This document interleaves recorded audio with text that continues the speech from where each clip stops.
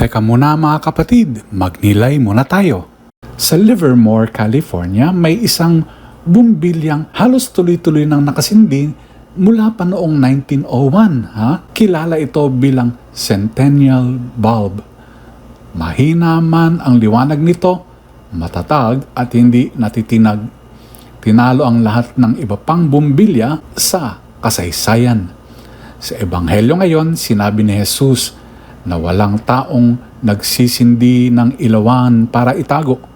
Ang liwanag ay para makita at magbigay gabay.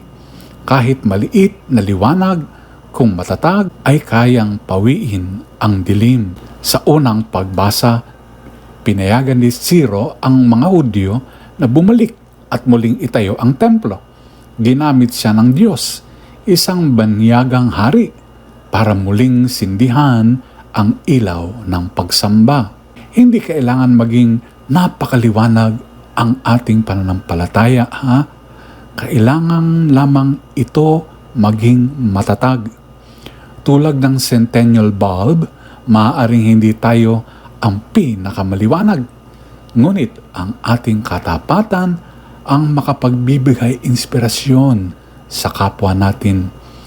Panatilihin nating sindi ang ating ilawan sa pamamagitan ng pananalangin, kabutihan at katotohanan upang sa dilim ay masumpungan ang liwanag ng iba. Pagnilayan po natin ito. Amen.